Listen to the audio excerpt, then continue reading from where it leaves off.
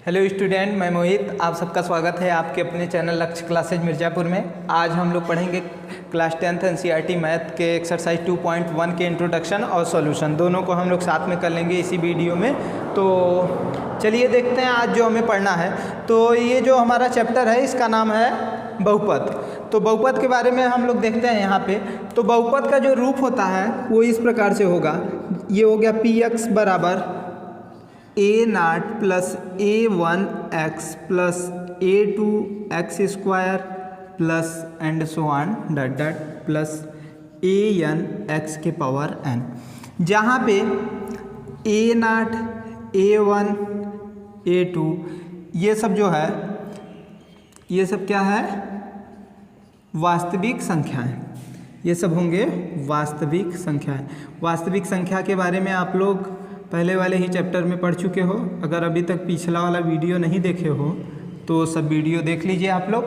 और यहाँ पे जो ए एन होगा वो क्या होगा, 0 के बराबर नहीं होगा। इस प्रकार से जो होगा वो हमारा क्या होगा, बहुपद होगा। जैसे देखते हैं यहाँ पे ये हो गया x प्लस 1, क्या ये बहुपद है? हाँ, ये बहुपद है। X square plus 2x plus 1, क्या ये बहुपद है? हाँ, बहुपद है, क्योंकि उसी रूप का दिखाई दे रहा है। अब इसके बाद एक देखते हैं, जैसे दे दिया करड़ी में x प्लस 2, क्या ये बहुपद है? तो ये बहुपद नहीं है। क्यों नहीं है? क्योंकि यहाँ पे हम लोग क्या लिख सकते हैं, x को x के पावर 1/2 प्लस 2 होगा, ये होगा। तो यहाँ पे हम जितने भी यहाँ पे x के पावर में लिखे हैं वो सब क्या है, होल नंबर है। वो सब क्या है, होल नंबर, मतलब पूर्ण संख्याएं हैं। जबकि यहाँ पे ये क्या है, एक पूर्ण संख्याएं नहीं है। तो ये जो होगा ये क्या होगा, बहुपद नहीं है, बहुपद नहीं है। ये चीज़ यहाँ तक हो गया। अब यहाँ पे हम लोग देखते हैं बहुपद के घात के बारे में। बहुपद की घात, बहुपद की घात। तो चर में जो अधिकतम घात होता है, चर के अधिकतम घात को ही हम लोग क्या बोलते हैं, बहुपद की घात। चर के अधिकतम घात को ही हम लोग बोलते हैं बहुपद की घात। तो यहाँ पे अगर जैसे हम लोग देखें, इसमें हम लोग से पूछ लिया जाए कि घात क्या है, इस बहुपद की घात क्या है, तो हम लोग यहाँ पे बताएंगे कि जो हमारा ये बहुपद है x square plus 2x plus 1, तो इसका जो घात होगा वो कितना होगा, 2। क्यों? क्योंकि इसमें जो अधिकतम घात है वो कितना है, 2 है। वो क्या है, 2 है। तो अधिकतम घात जो होगा वही होगा बहुपद। जैसे हमसे पूछ लिया जाए x की पावर 3 माइनस 8, इसमें हमें बताना है कि बहुपद की घात क्या होगा। तो इसमें घात क्या होगा, हमारा जो होगा वो क्या होगा, 3। इस प्रकार से हम लोग घात के बारे में भी समझ सकते हैं। अब देखते हैं रैखिक बहुपद। रैखिक बहुपद क्या होता है, हम लोग देखते हैं अब रैखिक बहुपद। तो हम लोग रैखिक बहुपद के बारे में जानते हैं। रैखिक बहुपद ऐसा बहुपद जिसका घात क्या हो, 1 हो। ऐसा बहुपद जिसका घात 1 हो उसे हम लोग क्या कहते हैं, रैखिक बहुपद। जैसे x प्लस 1, 2x प्लस 4, कुछ भी इस टाइप का हो जिसका घात क्या हो, 1 हो, उसे हम लोग बोलते हैं रैखिक बहुपद। फिर इसके बाद आता है द्विघात बहुपद। द्विघात बहुपद। अब दो घात बहुपद क्या होता है, ऐसे बहुपद जिनके घात क्या हो, 2 हो। ऐसे बहुपद जिनके घात 2 हो उसे हम लोग बोलते हैं द्विघात बहुपद, सिंपल सा। तो यहाँ पे जैसे हम लोग लिख सकते हैं x square plus 2x plus 1, कोई भी एग्जाम्पल ले सकते हैं। यहाँ पे 3x square plus 6x plus 3, कुछ भी हम लोग ले सकते हैं यहाँ पे, वो हमारा क्या होगा, 2 घात बहुपद होगा। अब इसके बाद हम लोग देखते हैं त्रिघात बहुपद। त्रिघात बहुपद क्या होता है, बहुपद, त्रिघात बहुपद ऐसा बहुपद जिसके घात क्या हो, 3 हो, उसे हम लोग त्रिघात बहुपद बोलते हैं। जैसे x³ plus 2x square plus 4x plus 1, कुछ भी इसी प्रकार से हम लोग ले सकते हैं। तो यहाँ पे जनरली हम लोग कुछ लेके दिखा दिए। अब इसके बाद देखते हैं ये जो हमारा रैखिक बहुपद होता है, इसका जो व्यापक रूप होता है वो कैसा होता है। तो इसका जो व्यापक रूप होगा, व्यापक रूप वो होगा ax plus b, ax plus b के रूप का होगा, जहाँ पे a क्या होगा, जीरो के बराबर नहीं होगा और a और b जो है वो क्या होगा, वास्तविक संख्याएं। लेकिन a कभी भी जीरो के बराबर नहीं होगा, b जीरो हो सकता है लेकिन a जीरो के बराबर नहीं होगा। अब देखते हैं इसके बाद दो घात बहुपद। जो दो घात बहुपद है इसका जो व्यापक रूप होगा उसे हम लोग देखते हैं, व्यापक रूप दो घात बहुपद का। तो इसका जो व्यापक रूप होता है ax square plus bx plus c। यहाँ भी क्या होगा, a जो होगा वो क्या होगा, कभी भी जीरो के बराबर नहीं होगा और a b c जो है वो क्या है, वास्तविक संख्याएं हैं। अब आप लोग पूछोगे कि सर यहाँ पे a जीरो क्यों नहीं हो सकता, a जीरो क्यों नहीं हो सकता। तो यहाँ पे देखते हैं, जैसे ये हमारा हो गया व्यापक रूप ax square plus bx plus c, ये क्या है, व्यापक रूप है। तो यहाँ पे अगर a के बराबर हम लोग जीरो रख दें तो ये कितना हो जाएगा, zero into x square plus b x plus क्या हो जाएगा c। ये पूरा वैल्यू कितना हो जाएगा, zero plus b x plus c, मतलब ये आ जाएगा बी एक्स प्लस सी। अब यहाँ पे क्या हुआ कि x के पावर में दो तो है ही नहीं, जब x के पावर में दो नहीं है तो यहाँ पे हमारा वो क्या होगा, दो घात बहुपद तो होगा ही नहीं।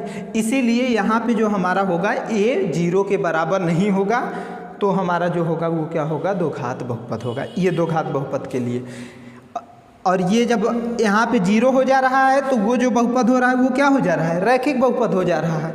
इसी प्रकार से हम लोग देखते हैं त्रिघात बहुपद।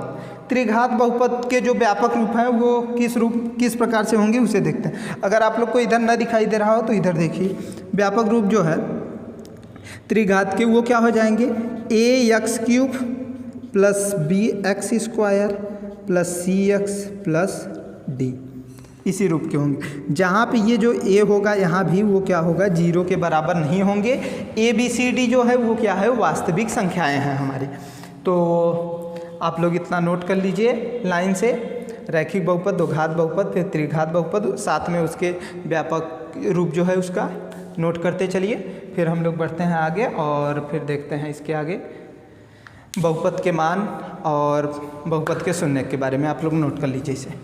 चलिए अब देखते हैं यहाँ पे बहुपद के मान x बराबर k पर, बहुपद के मान x बराबर k पे।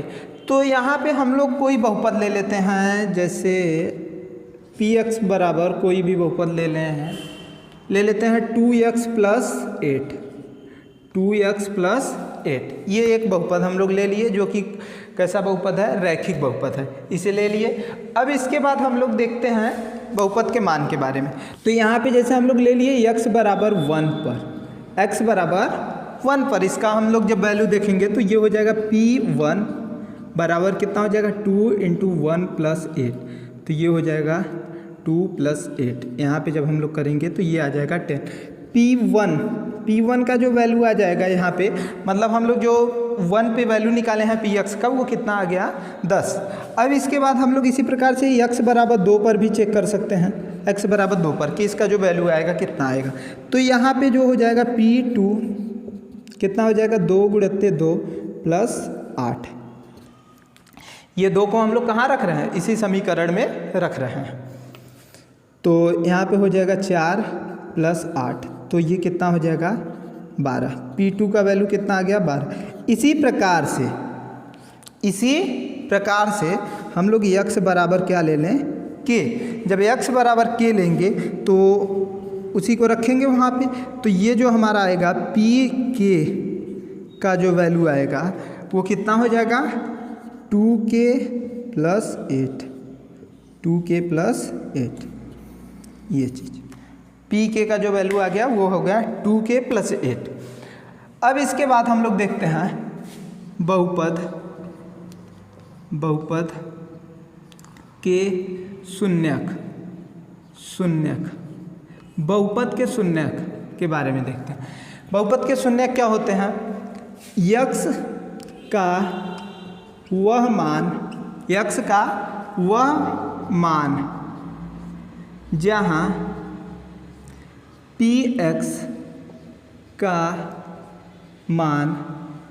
जहाँ px का मान शून्य हो जाए,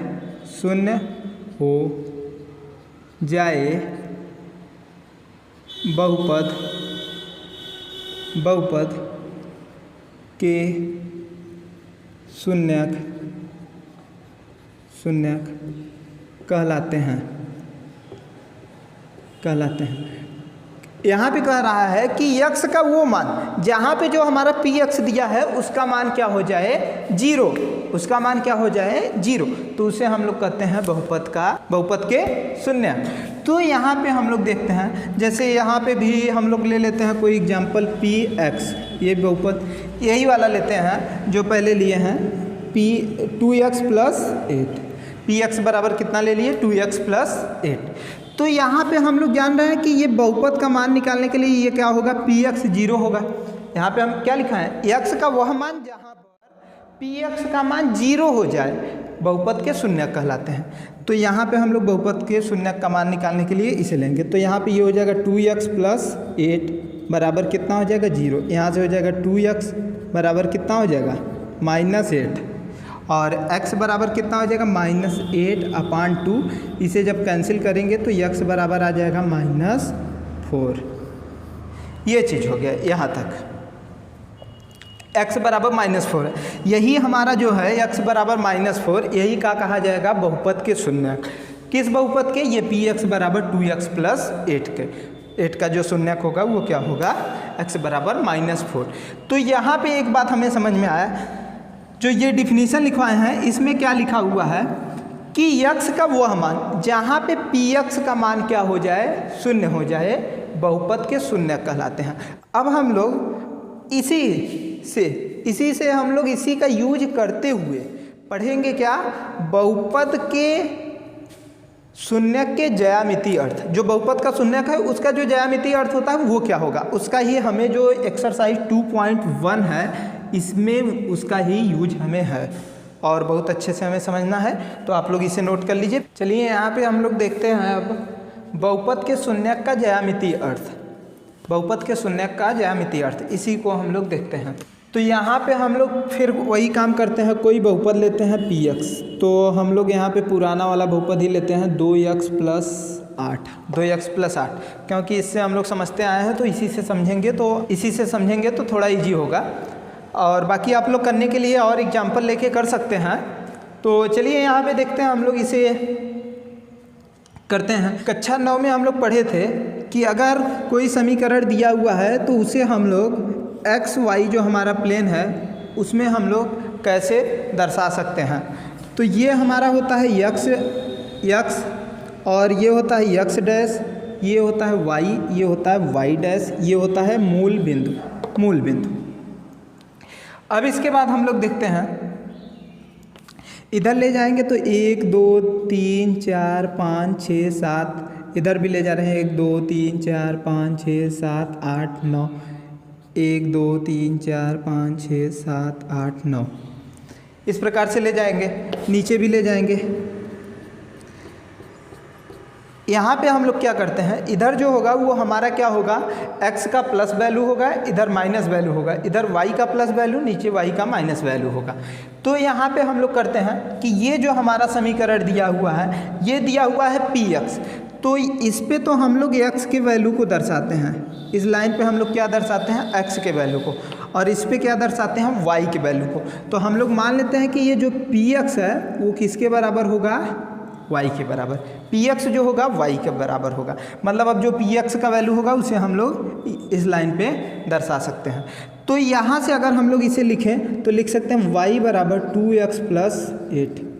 और कक्षा 9 में हम लोग पढ़े थे कि किसी भी ये जो हमारा दिया हुआ है समीकरण, इसे हम लोग एक्स वाई प्लेन पे दर्शाने के लिए सबसे पहले क्या करते थे, एक सारणी बनाते थे और इसमें हम लोग लेते थे एक्स वाई। यहाँ पे एक बार हम लोग x का वैल्यू 0 लेते थे। जब x का वैल्यू 0 लेंगे तो यहाँ पे हमारा y का वैल्यू कितना आएगा, देखते हैं यहाँ पे रख के। y बराबर हो जाएगा 2 × x + 8। x की जगह पे कितना हो गया 0, और यहाँ से हो जाएगा 0 + 8। तो y बराबर कितना आ गया वैल्यू 8। तो y का वैल्यू 8 आ गया। अब हम लोग y बराबर 0 लेते हैं तो x का वैल्यू देखते हैं कितना आएगा।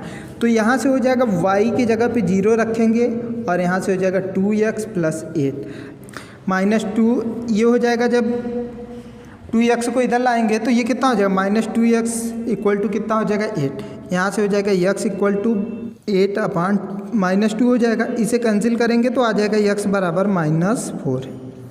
ये जी मतलब ये आ गया -4। अब इसके बाद देखते हैं, यहाँ से हमें पॉइंट मिला, 2 पॉइंट मिला। एक तो हमें मिला 0,8 और दूसरा जो हमारा पॉइंट है वो कितना है, -4,0। पहले हम लोग x वाले को लिखते हैं, फिर उसके बाद y वाले को, फिर उसी प्रकार से इधर भी लिखे, तो ये हमें मिल गया। अब देखते हैं यहाँ पे इस पॉइंट जो है, इस पॉइंट को हम लोग XY प्लेन पे कैसे दर्शाया जाता है ये हम लोग जानते हैं। तो यहाँ पे 0,8 कहाँ पे होगा, इधर होगा। 1 2 3 4 5 6 7 8, तो 0,8 कहाँ पे आ जाएगा, यहाँ पे। ये हो गया 0,8। अब फिर उसके बाद दिया हुआ है -4,0, तो -4 दिया हुआ है x में, तो -4 किधर आएगा, इधर आएगा। तो यहाँ पे हो जाएगा 1 2 3 4, मतलब यहाँ पे हो जाएगा, ये क्या हो जाएगा, -4,0। ये वाला पॉइंट है ये चीज़। अब इसके बाद हम लोग क्या करेंगे, ये जो हमारा लाइन है, ये बिंदु और इस बिंदु को हम लोग इस प्रकार से मिला देंगे। अब देखते हैं, यहाँ तक हो गया, आप लोग को यहाँ तक समझ में आ गया उम्मीद है। अब इसके बाद देखते हैं कि इसका जो ज्यामितीय अर्थ है ये क्या कहता है। ज्यामिति के द्वारा भी हम लोग यहाँ पे शून्य ज्ञात कर सकते हैं। अब बात आता है कि यहाँ पे जो हम ये लिखे हैं ये क्यों लिखे थे, ये बात को तो हम पहले समझा चुके हैं, लेकिन यहाँ पे फिर से क्यों लिखे। तो यहाँ पे हम लिखे हैं क्योंकि इसी को हम लोग यूज करेंगे, मतलब इसी से हम लोग समझेंगे और फिर उसे हम लोग दिखाएंगे यहाँ पे। तो यहाँ पे दिया हुआ है यक्स का वह मान जिस पर px का मान 0 हो। px का मतलब हम लोग क्या बोल सकते हैं, y, क्योंकि यहाँ पे px बराबर y लिए हैं, तो हम लोग इसे इस प्रकार से भी बोल सकते हैं, यक्स का वह मान जिस पर y का मान 0 हो। तो अगर देखा जाए तो y का मान क्या यहाँ पे 0 है, y का मान यहाँ पे क्या है, 0 है। समझे भैया, ये क्या है, y का मान 0 हो गया। तब जब ही y का मान 0 हुआ तो जो x का मान होगा वो क्या होगा, बहुपद के शून्यक। तो यहाँ पे हम लोग निकाल सकते हैं, ये क्या है, -4 क्या है, x का वैल्यू है, और ये जो है वो क्या है, y का वैल्यू। तो वही यहाँ पे बोला है भैया कि x का वह मान जिस पर y का मान 0 हो जाए बहुपद के शून्यक कहलाते हैं। तो यहाँ पे y का मान 0 हो रहा है, तो उसके बाद जो x का मान होगा वही क्या कहलाएगा, बहुपद के शून्यक कहलाएंगे। तो इस प्रकार से अभी हम लोग जब सॉल्व किए थे इसके पहले, तो वहाँ से x बराबर -4 आया था, वही हमारा क्या था, बहुपद के शून्यक। तो इस प्रकार से भी हम लोग यहाँ पे निकाल सकते हैं बहुपद के शून्यक। तो यहाँ पे एक बात हम लोग ये बोल सकते हैं कि जो हमारे बहुपद के शून्यक होंगे वो क्या होंगे, x अक्ष के जो कोऑर्डिनेट होंगे वही होंगे, x निर्देशांक होंगे। तो यहाँ पे हम लोग बोल सकते हैं कि x निर्देशांक ही क्या होंगे, बहुपद के शून्यक। तो ये बात समझ में आया आप लोगों को, ये x ही निर्देशांक है, ये क्या है, x निर्देशांक ही है। अब इसके बाद हम लोग देखते हैं, हम लोग से जो यहाँ पे पूछेगा एक्सरसाइज 2.1 में, उसमें पूछेगा कोई हमें यहाँ पे इस प्रकार से दे देगा चित्र, और फिर उसमें हमसे कहेगा कि आप बताइए कि इसमें शून्यकों की संख्या कितना है, शून्यकों की संख्या। तो यहाँ पे ये x अक्ष को एक जगह पे काट रहा है, तो शून्यकों की संख्या कितनी हुई, 1। तो शून्यकों की संख्या कितनी हुई, 1 हो गया। अगर यही x अक्ष को 2 जगह काटेगा तो शून्यकों की संख्या कितनी होगी, 2। और अगर x अक्ष को 3 जगह पे काट रहा है तो शून्यकों की संख्या 3 होगी। देखते हैं यहाँ पे, जैसे हम लोग को मान लो, तो जितने जगह पे x अक्ष को कट करेगा उतना ही क्या होगा, शून्यकों की संख्या, उतना ही क्या होगा, शून्यकों की संख्या। तो यहाँ पे जैसे हमें ये दे दिया, कोई चित्र दिया हुआ है। अब यहाँ पे देखते हैं, अगर ये कोई आकृति इस प्रकार से बना है, तो यहाँ पे हमसे पूछ लिया कि शून्यकों की संख्या बताइए। तो शून्यकों की संख्या कितनी होगी, 1 2 3 4 5। यहाँ पे शून्यकों की संख्या क्या होगी, 5। क्यों, क्योंकि ये 5 5 जगह x अक्ष को काट रहा है, तो इसके शून्यकों की संख्या 5। इसी प्रकार से अगर कोई चित्र हमें इस प्रकार से मिल जाए केवल, यहाँ पे पूछ ले शून्यकों की संख्या, तो 1 2 3 जगह काट रहा है, तो ये हो जाएगा 3 शून्यकों की संख्या। अब हम लोग देखते हैं जो एक्सरसाइज 2.1 में क्वेश्चन दिया हुआ है, जितने क्वेश्चन दिए हुए हैं उसे करते हैं और फिर उसके बाद मिलेंगे जल्द ही अगले वीडियो में। आप लोग इतना नोट करिए, अभी तुरंत हम वो क्वेश्चन को भी करवा देते हैं, नोट कर लीजिए। चलिए अब यहाँ पे जो एक्सरसाइज 2.1 का क्वेश्चन दिया हुआ है उसे देखते हैं और सॉल्व करते हैं। इसमें हमें पहले एक क्वेश्चन दिया हुआ है जिसमें 6 पार्ट है, 5 पार्ट को हम लिख लिए हैं। एक पार्ट आप लोग करिएगा और कमेंट करके उसका आंसर बताइएगा कि कितने उसके जो शून्यक होंगे कितने होंगे।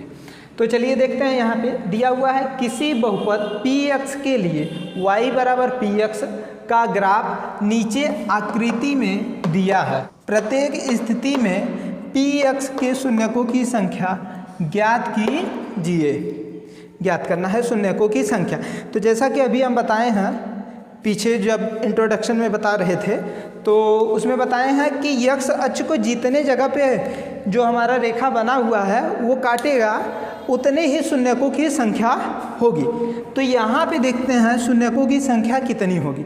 ये हमारा x अक्ष है, इसे तो कहीं कट ही नहीं किया, तो इसकी जो शून्यकों की संख्या होगी वो कितना होगा 0, क्योंकि कहीं कट ही नहीं कर रहा है, तो ये क्या होगा शून्यकों की संख्या 0।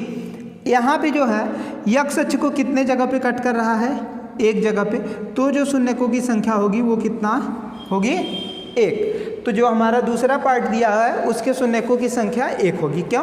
क्योंकि x अक्ष को एक जगह पे कट कर रहा है। अब उसके बाद जो हमारा थर्ड वाला पार्ट दिया हुआ है इसे देखते हैं। तो थर्ड पार्ट हमारा 1 जगह 2 जगह 3 जगह कट कर रहा है, तो इसके जो शून्यकों की संख्या होगी वो कितना होगा 3। फोर्थ वाले में देखते हैं, इसमें 1 जगह 2 जगह कट कर रहा है, तो इसके जो शून्यकों की संख्या होगी वो कितने 2। यहाँ पे देखते हैं 1 2 3 4, यहाँ पे क्या होगा 4 होगा। क्यों? क्योंकि ये जो हमारा रेखा है ये कितने जगह पे x अक्ष को कट कर रहा है, 4 जगह पे कट कर रहा है, तो जो शून्यकों की संख्या होगी वो कितनी होगी 4। तो उम्मीद करते हैं आप लोग को ये क्वेश्चन जितना आज बताए हैं इंट्रोडक्शन से लेके अभी तक और जो समझाए हैं आप लोग को अच्छे समझ में आ गया होगा। और क्वेश्चन नंबर जो इसका फर्स्ट वाले का 5वां पार्ट दिया हुआ है उसे आप लोग करिए और कमेंट करके उसके आंसर को बताइए कि उसके जो शून्यकों की संख्या है कितना है। और अगर फिर भी नहीं समझ में आया तो आप लोग कमेंट करके वो भी बताइए कि नहीं समझ में आया, तो फिर उसे हम और अच्छे समझाने का प्रयास करेंगे। वैसे उम्मीद करते हैं कि आप लोग को बहुत अच्छे से समझ में आ गया होगा। तो आप लोग वीडियो को लाइक करिए, शेयर करिए तथा चैनल को सब्सक्राइब करिए अगर अभी तक नहीं किए हैं, और जितना हो सके सब्सक्राइब करवाइए और अपने दोस्तों में शेयर करिए। तब तक के लिए धन्यवाद। आप लोग नोट कर लीजिए इसे। धन्यवाद।